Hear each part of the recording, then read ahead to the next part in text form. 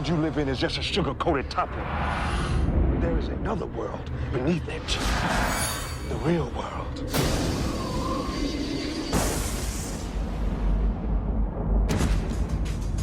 For thousands of years, they have existed among us. You keep your eyes open. They're everywhere. Chances are you've seen them yourself and didn't know it. A secret nation. Our livelihood depends on our ability to blend in. With a lust for power. We should be ruling the humans. These people are our food. They've got their claws into everything. Politics, finance, real estate. There's a war going on out there. He makes the weapons. I use them. Now, one will lead them to conquer mankind. Tonight, the age of man comes to an end. We're gonna be gods. And one will try to stop him dead. There are worse things out tonight than vampires. Like what? Like me. Half human. Blade's mother was attacked by a vampire while she was pregnant. Half immortal. You got the best of both worlds. All our strengths, none of our weaknesses. He is their greatest fear and our only hope. It's open season on all vampires.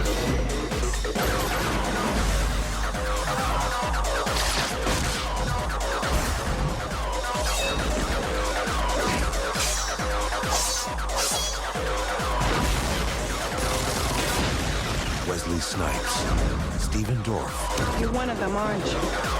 No, I'm something else.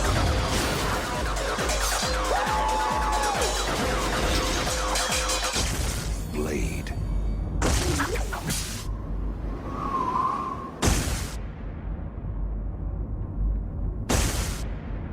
Boy, what an exciting trailer.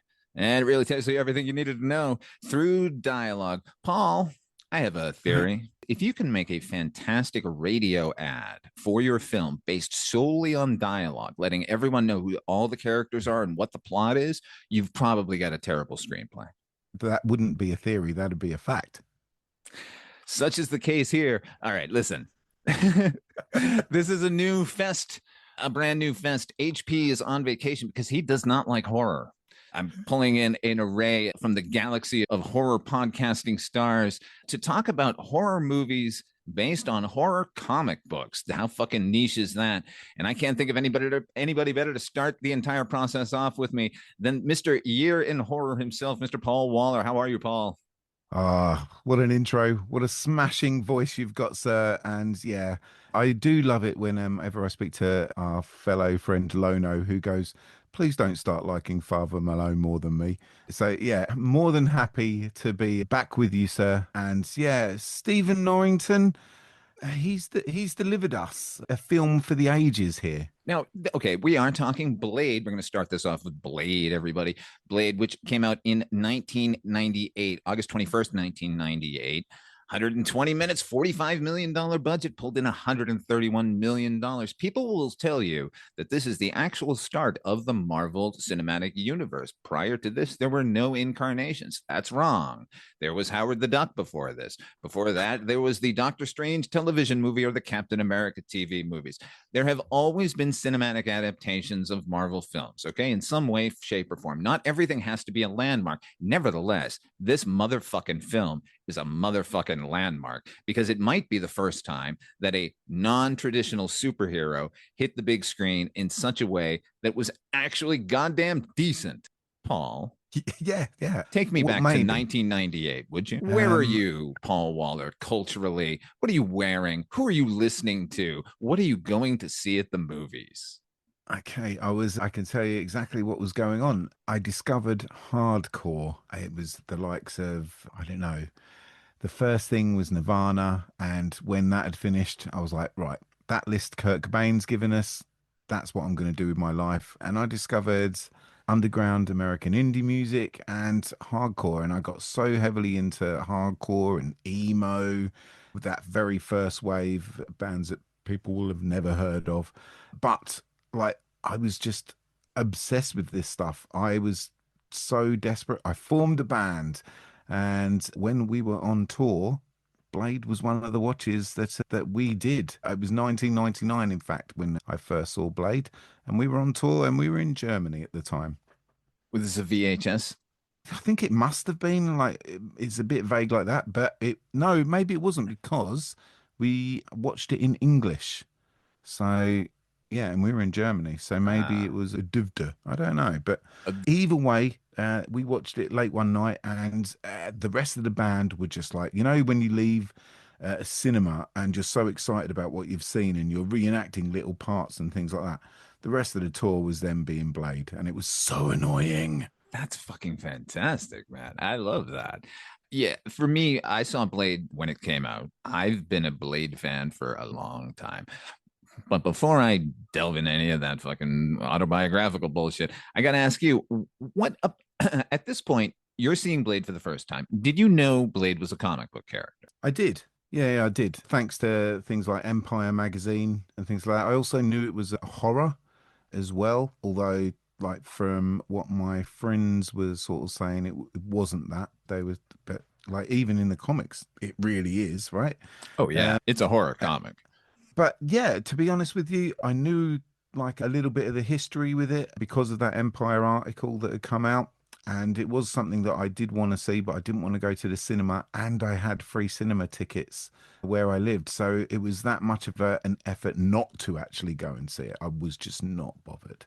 Wow, that's incredible. Now, I do need to bring up a couple of things here. This will let you know where Blade was for me in 1998 when this movie came out, because I'd been an avid reader of the comic for fucking ever. I'm going to be such a nerd here. I can't I wait. am. Let's do Okay. it. All right. Now, listen. In the Marvel universe, all evil comes from their version of the Necronomicon. It's called the Dark Hold. So this evil book. And the book begat the first vampire. His name was Varney. And then he gave us Dracula. And then Dracula was the ruler of vampires in the Marvel universe. He got his own comic book in 1971 called Tomb of Dracula, where he became the antagonist, but really he's the protagonist. But we can't really say he's the protagonist because he drinks blood and he's trying to take over the world. So what they had was this trio of vampire hunters, and they're chasing Dracula all around the globe. A couple years in, the comic is taken over by a guy named Marv Wolfman. No joke. Marv Wolfman. And his first order of business is to introduce, while the characters are traveling across Europe, they stop in London, and there they meet Blade. He's black and he's English. I'm going to say that again, everybody. Blade is English. He's from London. Okay.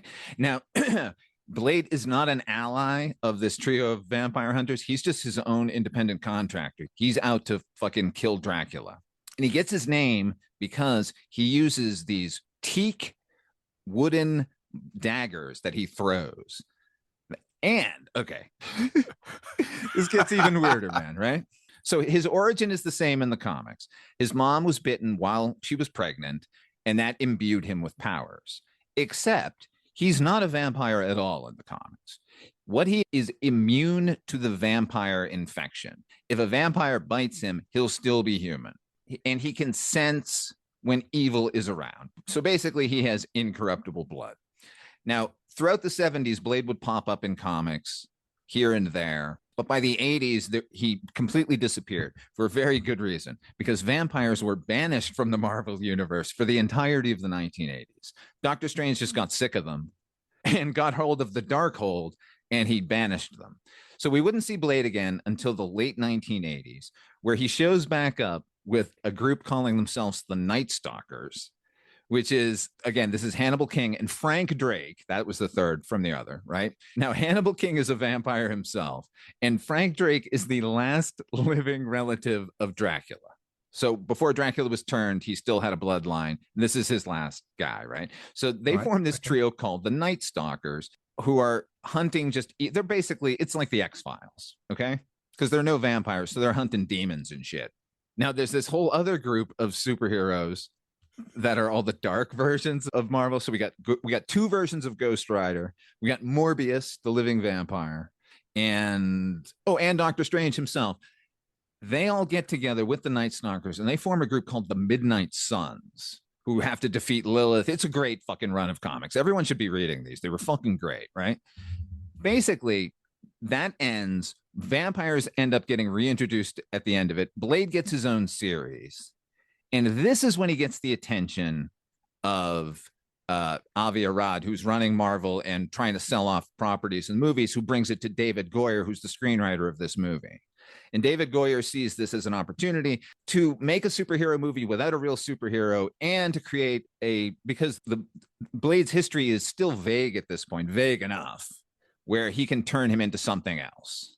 So what you end up getting is, and this happens rarely, but it happens more in comics than any other sort of media, the movie comes out and is so influential that they go back and rewrite the character. So now Blade is a vampire daywalker who has to feed on blood in the comics, where up until 1998, he was not. Okay. Isn't this going against the rules though of this series?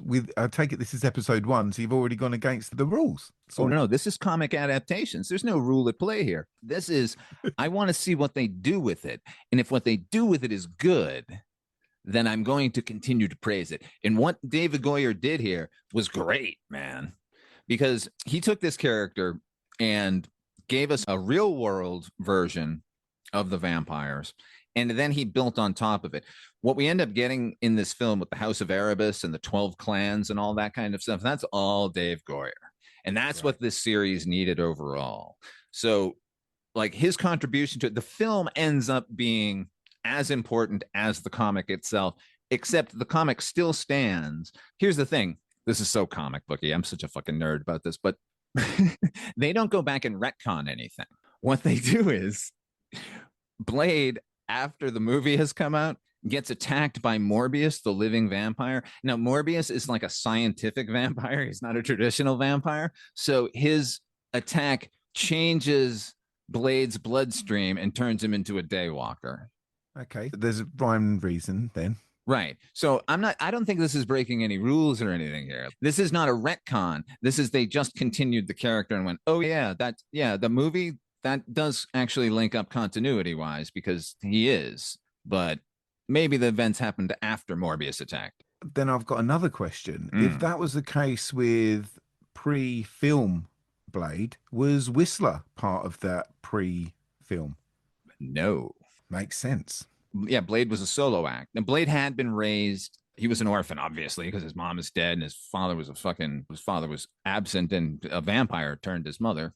But he received some training, but he didn't have a mentor character who was out there doing it. Certainly not what seems like a lineage of vampire slaying like we get in this movie. But interestingly, now here's this weird thing. Now, people claim that Whistler did exist in the continuity beforehand because in between his return in comic books and this film's debut, there was an episode of an animated series called Spider-Man, the animated series, where I think it was season 2 or 3, where Blade shows up it's season 2. Blade shows up for an episode or two because there's a vampire epidemic. And in it, we meet Whistler. So people are like, Whistler existed. He was created for that cartoon. But here's what happened.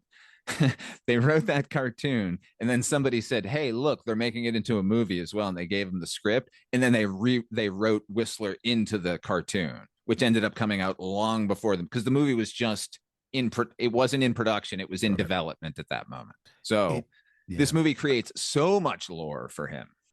2 things. First of all, I've scrolled down my notes. It was October 2000 in Dresden. There you go. So I was completely wrong with regards to when I saw it. Second European tour, not the first one. There's that. Secondly, Whistler is so important to how I see Blade that I can't see a Blade comic series or anything without him. I can't see it.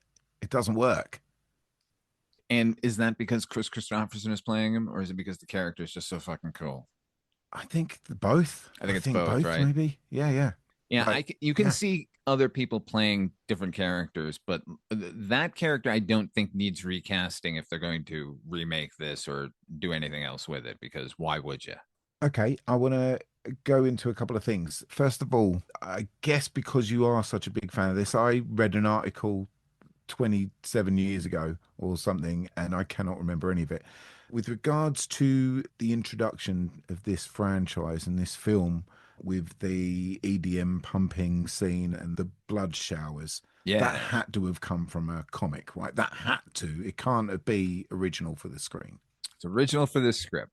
I was That's going to ask mad. you, it's so crazy. Like you were in Germany in 2000 and this is being displayed on the screen. Are you seeing any raves like this where you're out there in the world in the music scene? There's no blood showers where you're going, which by the way, the opening scene always makes me think that DJ has to have really great insurance for that equipment. Like Deacon Frost is sponsoring that gig. Is he covering that? Because that equipment's done, right? If that's what you're thinking of, like, yeah, I guess so. They've got the like cheap logo in the background as well, like sort of thing. So it looks like a makeshift thing. It doesn't look like it's a regular do. It just looks like just as a one-off. He's probably stolen that equipment and like they're Most likely, yeah. They probably killed some DJ at some other party and just taken his equipment over there. Yeah, the opening scene, which is great, amazing. Nobody's thought of it prior. A vampire nightclub where they're going to bathe in fountains of blood. Like, of course they would. Why wouldn't they do that? And ultimately, that becomes the theme in the movie, which is the sort of old versus the new. And I have a complicated relationship with David Goyer. I think he's one of my favorite screenwriters and one of my least favorite screenwriters because he always comes up with such fucking good ideas. And then he always delivers a ham-fisted dialogue, poor structure is great, but the characterizations are just okay kind of a screenplay. But like case in point, what a way to open your fucking movie, man. Let's introduce the world of vampires. Let's see what they are up to in the modern age. Look, up until now, there have been plenty of vampire movies, and we've seen them in all sorts of guises, but I can't think of one that kind of dragged them into the technological age the way this movie dispenses with gothic trappings entirely. It's Tracy Lords. She does this. She literally drags this bloke in off the street and says, "Get into this meat locker with me." Yeah, she's the one doing it, man. She's fantastic. What an opening. Like, you're totally right. It's incredible. Don't you wish she had survived, man? Yes, I do. God, the sequels could have been saved if Tracy Lords had just kept popping up.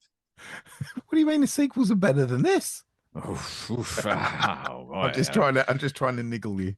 We're gonna get there. No, I mean we're not gonna get there because I don't want to talk about those movies. But all right, Blade. Oh, so let's talk. You know what? Let's talk about Blade himself as a character. Want to talk about an anti-hero? I think he's the ultimate perfection of an anti-hero. When you have anti-heroes in movies, they have to end up caring about other people. I don't get the sense that Blade ever did. From beginning to end, I think he has a bit of affection for what people can do for him. And certainly he's sad that his mentor goes, but like, really, this is the distillation of what people expected from an anti-hero. Yeah, he doesn't bring a lot to empathize with. That's the word I was trying to think of earlier. But yeah, there isn't, he's like a blank, but for good reason. Like, it's difficult to read what he's thinking because he never shows like any emotion apart from revenge for, so many things, the way his life's turned out. He just wants revenge. He just wants to kill every other vampire that there is. But the thing is, he doesn't care if someone gets in his way. And yet he, every now and again, he'll do something to buck that.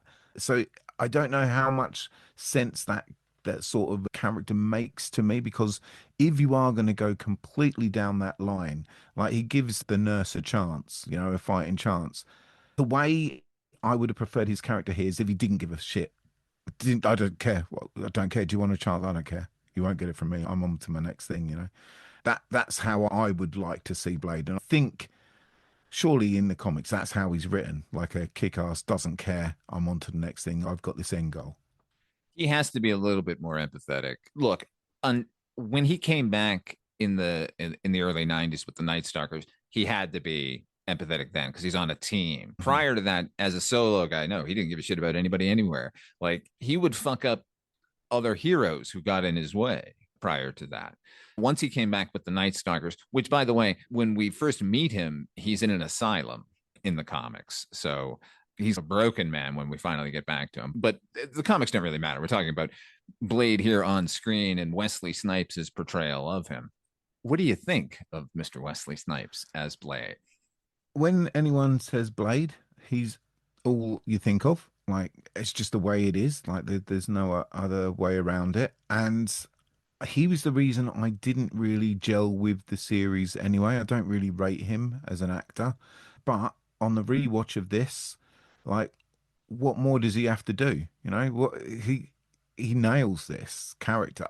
And it's not that I don't like the character. I just think I don't, you know, some actors you just don't like, you don't gel with, and Wesley Snipes is one of them. But like if I take myself out of my own like weird likes and dislikes, he kicks ass throughout this. And like he's so well trained. I can't imagine what the training was like just to get match fit for this film. I know like he's an action star anyway, but Christ, like what he brings to this performance is something special. The wire work alone just would have like broke his back for the rest of your life, surely. Like amazing. I totally agree with you as far as the Wesley Snipes aspect of it, where I do not like that guy.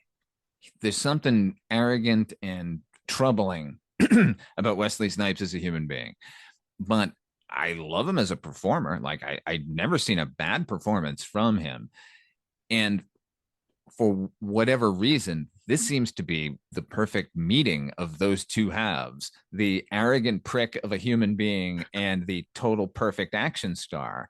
And what makes it better is because Blade is such an not unemotional, but such a shut down human being, we know all the arrogance is there, but he's keeping it in check. So it's like, what could be better?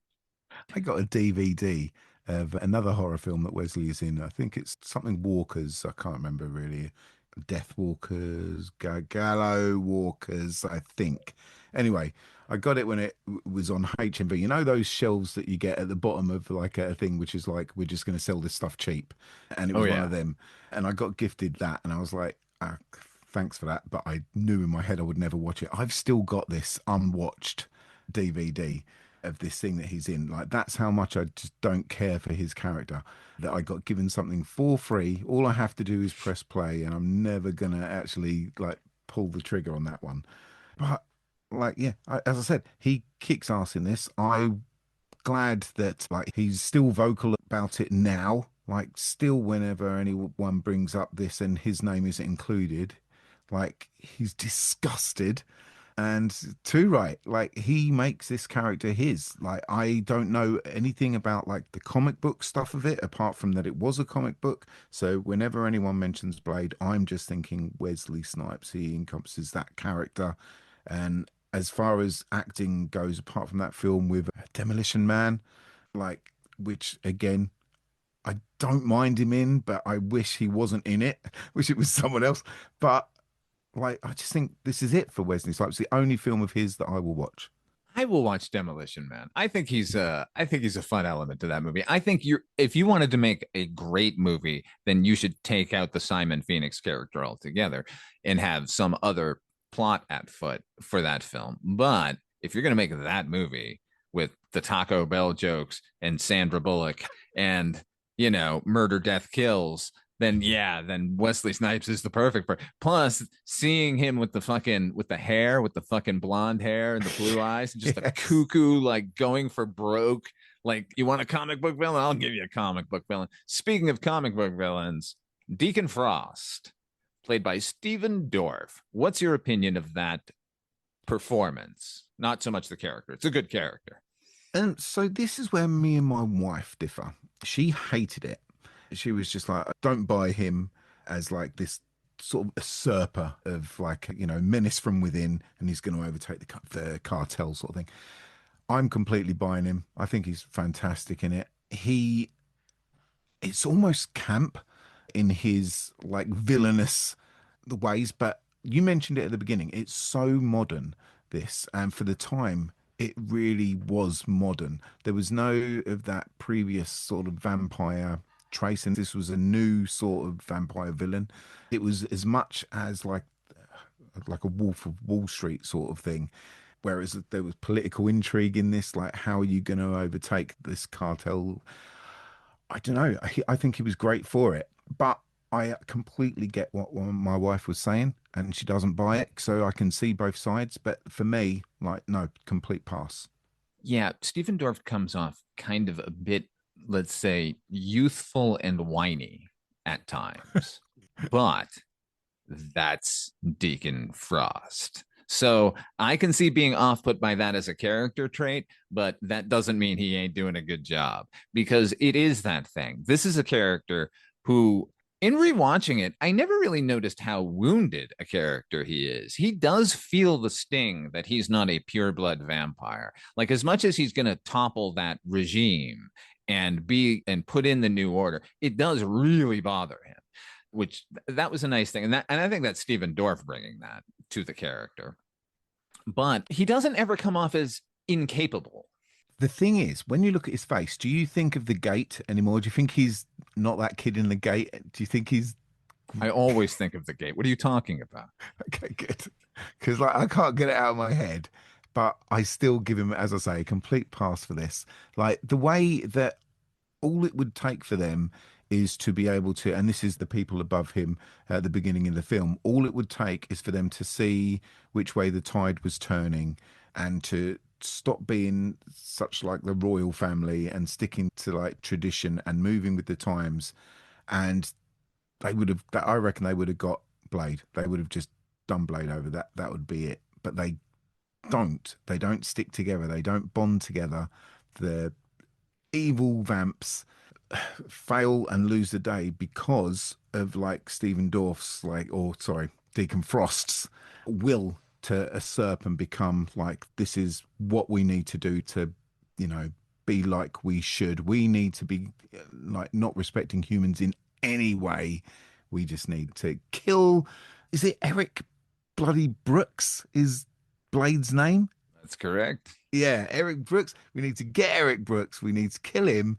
And yeah, we need to overtake the cartel. I've got my little posse, my gang behind me. We can do it. And they do. But all this internal fighting costs them the game.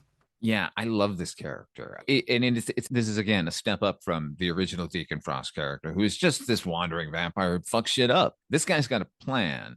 And I love the battle of old versus new. I love the throwing off the marbled old world quiet speaking, we're oh so proper when we're actually just a bunch of fucking monsters, genteel version of the vampire versus the one who will throw a rave at an abattoir and know that it is good to do that. And you should be doing it. And there shouldn't be any human interference in that. Why not? He's right. They are the top of the food chain.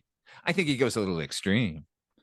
I think maybe you don't want to bring back a blood god who's going to turn everyone into a vampire. That's counterproductive, Deacon. But he should be fucking smashing the fuck out of the House of Erebus. Here, I would love to know, like, the pre-Blade film, like, what was going on there? What is the deal with the humans? Like, let's go through that. Let's go through the political intrigue. Like, there is a TV series set up there just for, you know, for the ages. Like, imagine like all the cloak and dagger stuff and like how that first come about and how they quietly live with each other. That's really interesting. I want more of that stuff, and we don't get it. Damn it, we just get it all hinted at, which at the same time does work for this film because like they just sprinkle enough world building where, you know, like any sequel could go anywhere. So yeah, again, I think you're right. Like he's a great actor doing a great role, and I think he's perfect for it. Pretty much like Wesley Snipes is perfect for Blade. And I don't know if it's because I've seen it so much that I think that, and I can't see it any other way. But like, as I said at the beginning, you close your eyes, you think of these characters, you can't think of anyone else in that role. Now, we have in Bushy E. Wright as Karen, the hepatologist, the human character, our proxy, the audience's proxy, because this is still a time and we would still be stumbling through this particular fog for a few more years with comic book movies where the filmmakers do not trust us to just go with the fucking premise. They have to give us our human proxy. So same with Hellboy. We get some agent nobody from Nowheresville who's never going to reappear guy. So That's effectively what Karen is. Karen has a little more agency than most of the human proxy characters in that she provides the sort of MacGuffin for the climax of the movie, at least. And she actually helps along the way. But ultimately, do we need her? Like at all? I do not think we do, and I don't think her character is handled correctly by Blade. But I will say it's believable how quick she gets with the program, and they do set it up so you would also get with the program at the same speed she does. Like, you know how some of these films will be like someone will believe just straight away. Here she's given like the story, she's like, oh come on. She sees the evidence, she's like, oh God, come on, quick. Like, so I completely believe it, and that's really well written. Like, there were some problems with the writing here, but that isn't one of them. Yeah, no, there are some minor miracles with the writing here. And I do think that they handle this ultimately completely superfluous character in a really good way. Look, the movie, what's funny to me is if you go back and read earlier drafts of the screenplays and you listen to David Goyer talk about the movie, he describes this sequence as it is easing us into the story as a character we're going to identify with. And it is our world, right? They're working in a hospital and it's very mundane. And he said he kept the dialogue basically to Melrose Place levels of ness. Right. And then when Quinn, the vampire who's been brought in, jumps up and attacks them, then all reality goes out the window for her and for us. And that's true. But I would also say we began with a blood rave. At the end of the blood rave, just follow Blade and get in his car and have a fucking narration come on and go, my name's Blade. I've been doing this for 20 years. The world you see is a candy coated topping to the horrors underneath. Here we go. I got to get this guy Deacon Frost, that prick. And as it's happening, you're seeing like everything happen outside of the window. So you can see, oh, like here's the vampire on the corner of the street. Like we're seeing it, but we just don't look, you know. Let's talk about that for a minute. The look of this movie. Oh my God. I want to live in that Los Angeles. I was living in Los Angeles when this movie came out, and that's the LA. I want to live in a completely darkened, neon lit street where not trash, but newspapers, just loose newspapers are blowing everywhere all the time. What could be better than that?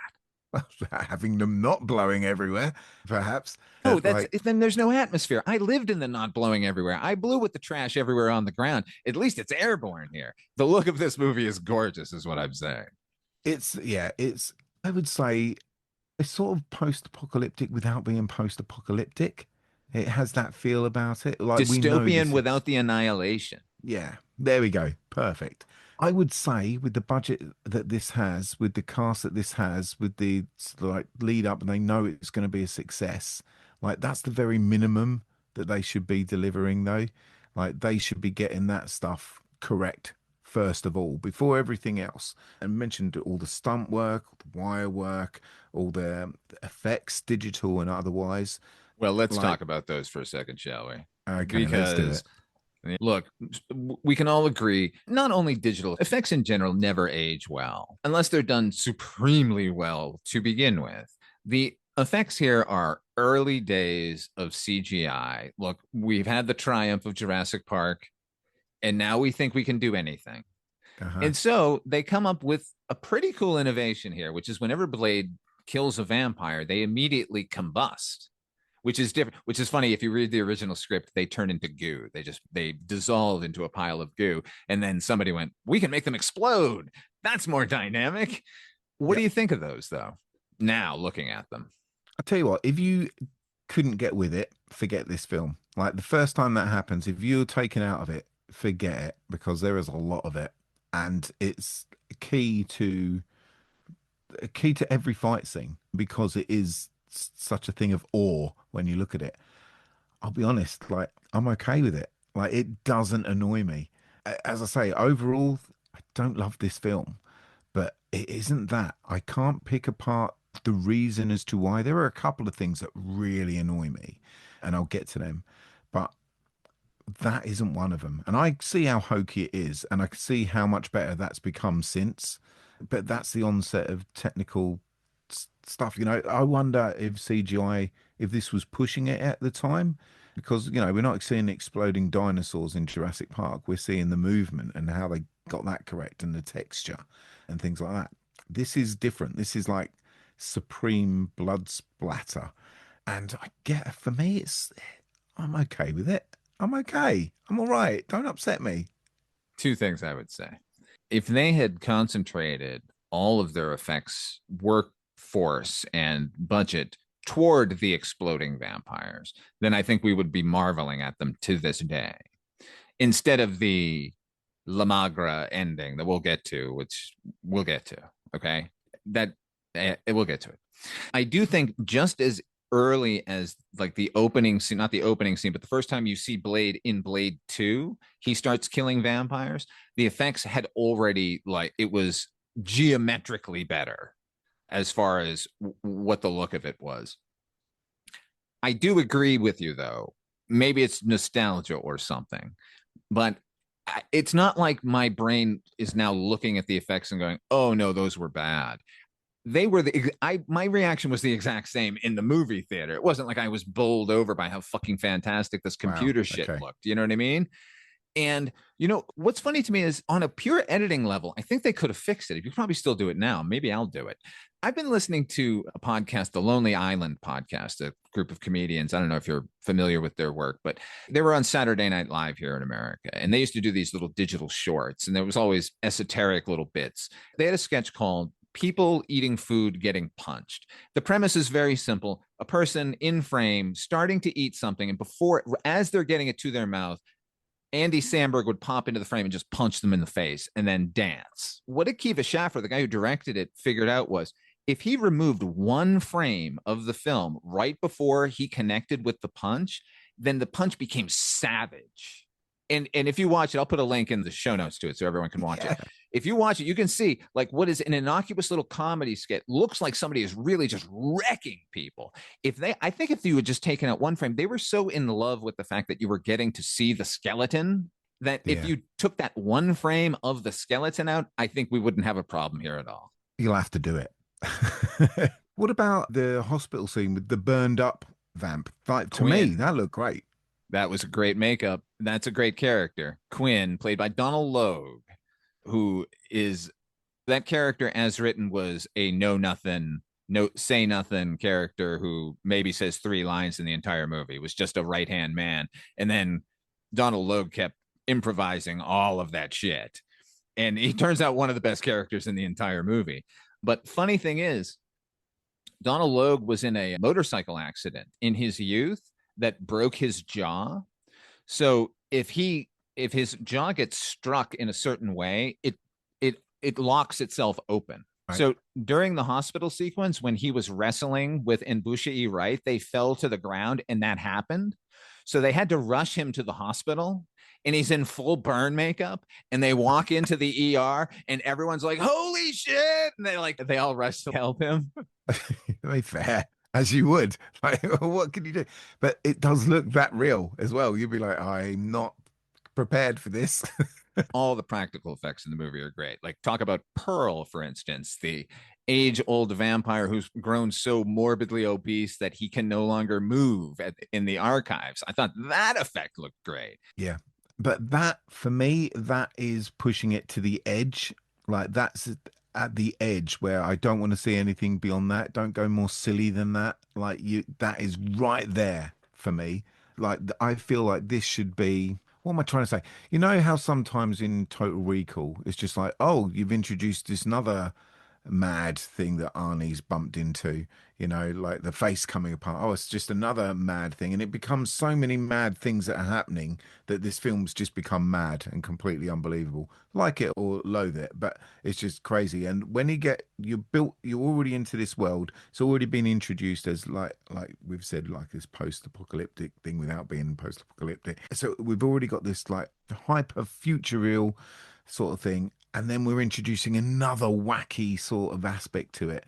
We've already got to deal with the whole ending thing. That's a lot already. And we introduced to another character. So I don't push it. And luckily, it doesn't really push it too much further before the ending.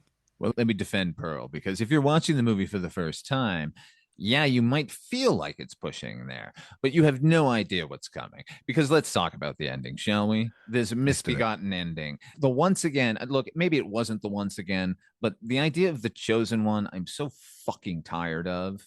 Blade isn't necessarily the chosen one. He's not going to lead the vampires, but it is his blood that ends up being the key to unlock this Sure. amorphous MacGuffin ending of we're going to release La Magra, the blood tide, the ancient demon that created vampirism to begin with. I think. I mean, we're going there, Yeah. and it does all make sense. I'm not saying it doesn't. It's just, what are your thoughts on the ending that we got? I just think it's too much. And it's probably one of the reasons that I wasn't loving the film. And it's because it's so mad. Just put that there. It is mad, right? The whole ending is mad. But then on top of it, we've got this most ridiculous, over the top fight going on. It's so crazy. It's so, do one or the other, choose a lane. Let's have the face off and we'll deal with that for a sequel. Maybe put it in a post-credit scene of like, oh, we've actually kicked this thing off inadvertently or something like that. But the fact that it's all going on at once reminds me of like the Return of the Jedi problem, where you got all these sort of things happening at the ending. You don't know really which one to focus on. I think they get away with it because we've all watched it 40,000 times. But like it's just a lot going on and we're not concentrating on any one thing. And I think that's the problem for me, is that I'm not focused enough on whatever. And the fight is so ridiculous that it's starting to make me not like Blade, because he just seems like he's never going to lose anything. No matter what happens, it doesn't matter. He's so tough. Yeah, it started pissing me off a bit, Father Malone. I'm sorry. Well, they do throw a lot of minions at him at the end, which leads me to Me think, too. like, why are you guys all dressed the same? Aren't you? Because they're vampires. These aren't even familiars. Like, they're exploding when he kills them. Which, by the way, not to keep praising or deriding the exploding part. This is, in this case, it's praising. When you do have a sequence where you're killing tons and tons of faceless minions, having them just explode is great. It's like a video game. We don't even have to think about them again. Yeah. But I think that the main problem for the movie, for the script for me, is in this scene, because Dave Goyer, in every one of his movies, you can tell has done the scientific research in one way or another. Like, he's always trying to figure out a solution to a problem, even if no one's noticed the problem. So he's overly scientific here. So we'll find out that it's allium sativa is from the garlic plant, and if you synthesize that and make it liquid, you can use it. If you use a UV light, it replicates the sun's rays, right? So he's all focused on Blade using technology. He's all focused on Deacon Frost using technology and shaking off all the old world bullshit. To that end, they have Deacon Frost like using a computer program to decipher this old text to bring about this demon. And I would say we don't need a fucking demon. Who gives a shit about any of this blood business at the end of the movie? Just have a new ending, like just something new. Like, the idea of summoning anything from the past when all we're trying to do is kill the past in this movie seems fucking crazy to me. But it has been, like, to defend it a little, it has been brought up throughout the whole film. Like, it's not like they just brought it out of nowhere. I just don't think it was the best path to for the film to end on whilst all that battle's going on. I would much rather just, like, say, just have the like an exciting battle, where then Blade might introduce something that we haven't seen, or what's worth, maybe even Frost like having something that we didn't know about, but like is just has been like laid, like, oh, there's a little clue in the first 20 minutes or something. Anything like that would have improved it. And I tell you, the worst moment for me, when he mouths "what the fuck," and it's just like, oh man, it's so cheesy. Yeah, that's very superhero-y. It turns into a very superhero movie in the last 10 or 15 minutes, unfortunately. Did you ever see the original ending?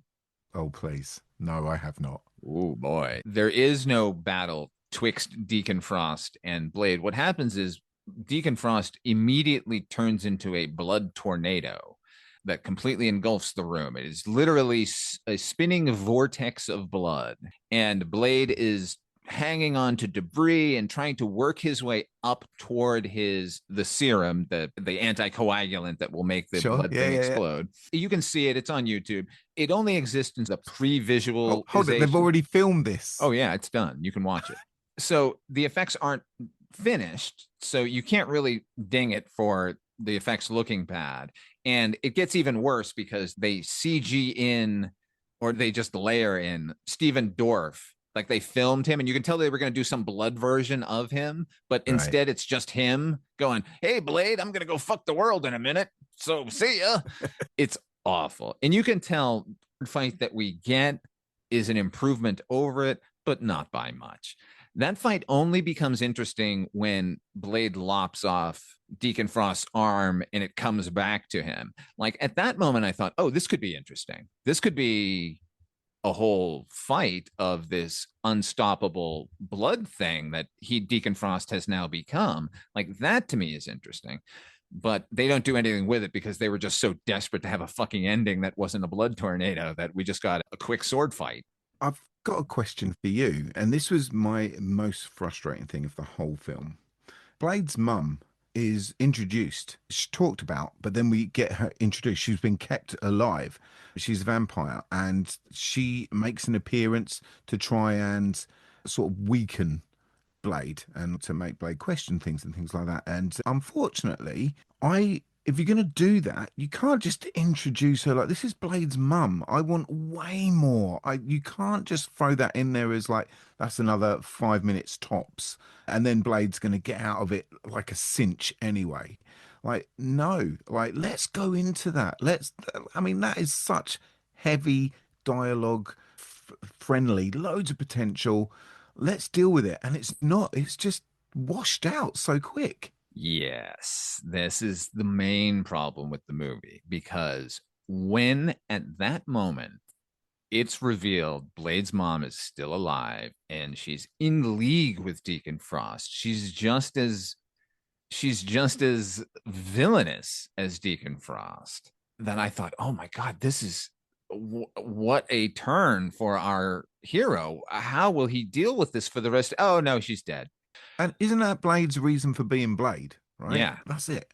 Yeah. And here's the thing. It's my understanding that when the script first was coming together, he was writing it for Ernest Dickerson to direct. Ernest Dickerson was Spike Lee's DP. He did Tales from the Crypt, Demon Knight. And then the second director was going to be David Fincher. And David Fincher's contribution to the screenplay was he told David Goyer about this like cone or some Buddhist philosophy that in order to be your own person, you have to kill your mother, kill your father, kill the Buddha. That's why during the course of this movie, Blade does exactly those things. He kills his mother, he kills Deacon Frost, his father, he kills Buddha, he provides the gun for Whistler to kill himself. So that's there. And that's really fascinating. But it also, as you said, we're given such short shrift here because his mom should have been introduced halfway through this movie. That should have been a complication running throughout the movie. He's dealing with his father figure, Whistler, his now figured out his other father figure, Deacon Frost, and his actual mother. What a fucking cocktail. Why do we have Karen? Correct. Yeah. So it just feels so messy. It feels like all the ingredients are there and they've been put together in such a, I want to say that it feels like as a viewer, and as I say, I've seen this 4 times in 5 years for some reason. I do not know why, but it just seems so haphazardly bunged together when there are so many ingredients for such a wonderful. I watched Spider-Man. Let's just say that I watched Spider-Man, Sam Raimi's one the other day, and it worked so well. Like everything seemed to be clicking, and it was like it completely makes sense in the world that it's built up around it. And I would left it completely satisfied. And I haven't watched it since when it came out of the cinema. I was just like, wow, that really held up. Really loved it. Coming back to this, I don't know. I wish people would stop asking me to watch it. God. Well, they're going to after this. And yet, look, I still give this a really good score. I feel like Blade is iconic. I feel like the action work, especially in the first half, is some of it's incredible. I still can't figure out how they did it. As I say, some of that wire work must have just been intense. I just don't know how you can make your body go through that because it definitely wasn't like you could tell at this age when it's the CGI human bouncing around the room and things like that. You This- certainly will this see was- it in the fucking sequel. You certainly will. But this is Wesley Snipes going through it. So yeah, as I say, I give it a good rating. I think it's a solid 7 for me. But I really just think this could have even been a 10 with some care and attention given to it because all the ingredients are already there. R.I.P. Whistler. Couldn't have said it better myself. This is an almost there movie. This could have been a perfect movie. Let's get another one going. How about that, Marvel? You've been talking about it for fucking 5 years. Paul Waller, thank you so much for joining us in my inaugural episode. When people are looking for you, where do they find you at A Year in Horror? Honestly, just go to wherever you search your podcasts out, put in A Year in Horror. If you want to listen to some horrible doom music, go and put Ohms, OHHMS, in your music platform listening preference. But like, yeah, all I would say is over the last year, Father Malone, I've been sort of addicted to your shows. So keep it up, keep the spunk pummeling. I want all that energy. Don't give up on us because you make my days better for being there. I'll do it just for you. Everybody, keep listening here. Patrons, thank you for patroning. And listeners, thank you for listening. We've got so many fests going on right now. Star Trek Fest. We've got Clive Barker's Books of Blood Fest. And now we have our comic book horror fest. I don't really have a name for this one yet. We'll figure that one out. Anyway, thank you all for listening. We'll check you out next time. I got to come up with a comic book phrase at the end. God damn it.